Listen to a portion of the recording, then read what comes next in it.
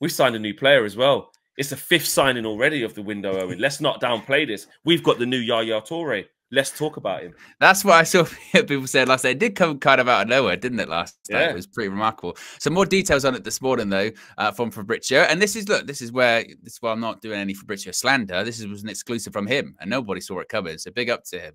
We're saying that more on this exclusive news that Sekou Kone has joined Manchester United. The deal was 100% agreed and done. Documents will be signed after a medical next week. It's a £1 million transfer fee plus several add-ons based on performances. The 2006-born Mali international talent is considered as a smart investment. Now, Laurie Whitwell and The Athletic did quite a lengthy article yesterday, sort of giving a bit more background information about him and what have you. Basically, sort of saying a bit like the Obi Martin situation, going, don't think he's going to drop straight into the first team. That's not going to be the case. Going to play a lot of under-21 football, and they're quite weary. They might even take a while just to sort of acclimatize, you know what I mean, and sort of settle. And they want to make sure that they do that and sort of integrate him in the best way possible. As far as, you know, whether he's going to be the next big thing, I think like everyone, I tell you what is remarkable, actually, how quickly those comps get on social media is unbelievable. Like literally 5 minutes after signing him, who has got that in the chamber? I mean, it is amazing. Mad. People at home just ready to go. Just it is mad. Just yeah, but people going on, you know, SofaScore and seeing his you know, his stats. I think he was at under 17s World Cup, and Mali actually did quite well. You know, they're beating like Spain and Argentina, and they were saying he was a big part of that. So who knows? Who knows? But what is encouraging is it's something, Flex, that you've been asking for, isn't it? You know, you're talking about going to sign these young players people have never heard of. I mean, this is probably even younger than you were probably thinking of, but, you know, putting it into the academy, then in a year's time, 2 years' time, going, I tell you what, how do we find them? Or they brought those for? That's unbelievable. And someone mentioned it in the chat, Louis there, Vavell. I saw this on social media too, saying that this feels like one of those signings that like an RB Leipzig would do. You know what I mean? And then in like a year's time, 2 years' time, he's worth like 60 million. Go, where did they find him from? Same with the Arsenal kid as well. Yeah, exactly. And maybe that's where, you know, Christopher Vavell is really proving his worth and all this kind of stuff, right? He's, you know, emerging talents, emerging markets. And if he does become, you know, a regular first team player, £1 million. You know, that would be unbelievable. And this is at the end of the day, this is all that good clubs do. This is how you're supposed to be run. This is what you're supposed to be doing.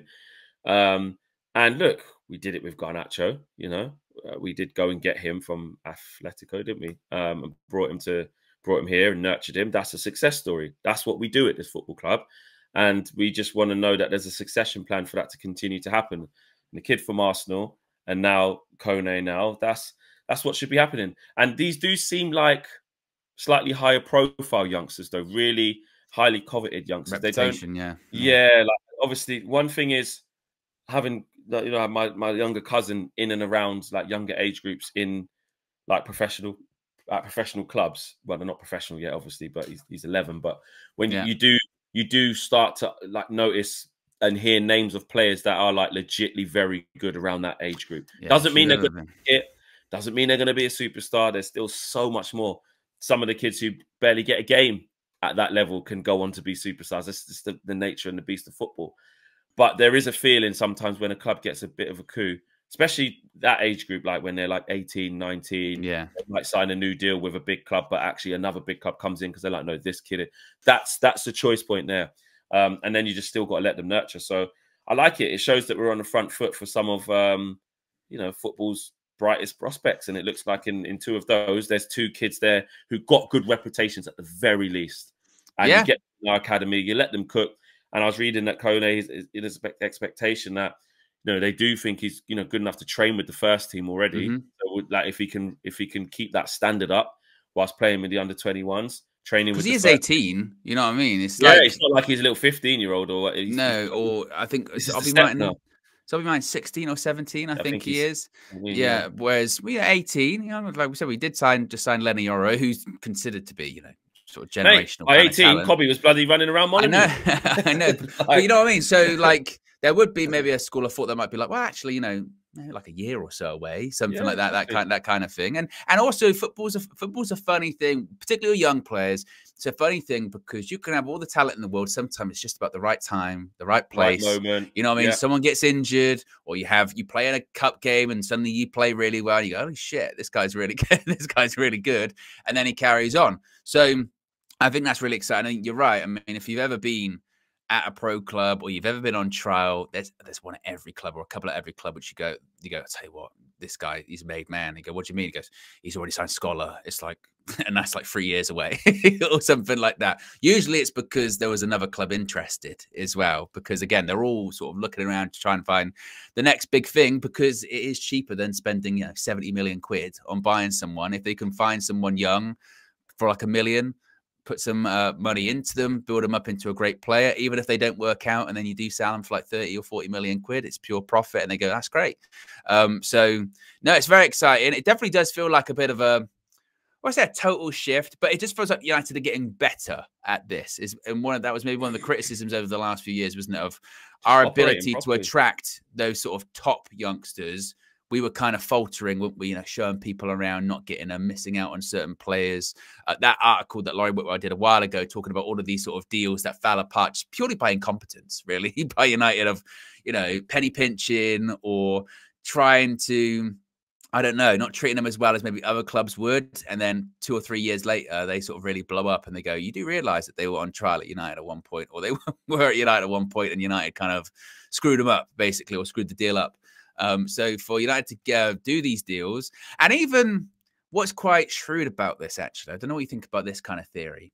Even if, right, Kone never goes on to do anything, let's say he never gets out the 23s, just the sheer publicity of like, United have got this really like emerging talent. I tell you what, United are really active when it comes to getting those sort of young players or whatever. Like, it turns other young players' heads, and it turns agents' head, because suddenly the perception is, I tell you what, United's the place to be. If I'm a young player, look at them. They're getting all the best people.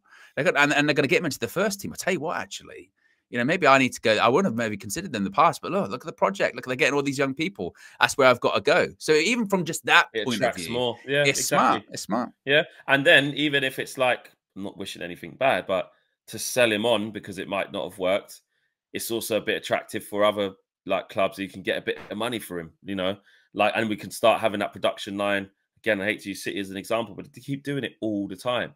These kids who have like been at academy level and never really made a first team appearance, or maybe even a match day squad, but have gone on loan to Port Vale and then Bolton, and then now they cost 18 million or 15 million when they've not actually had a first team appearance for Man United. It is, as much as you don't want to see players as items, these are people, these are young kids, but at the end of the day, the football ecosystem does work like this. There has to be some level of, what can they bring to the football club? If they don't bring appearances and get into your first team, can you develop someone into a good pro that can actually go out into the leagues and do well? And then that's good for that player because they've had the platform to go into the leagues, and now they can find their way.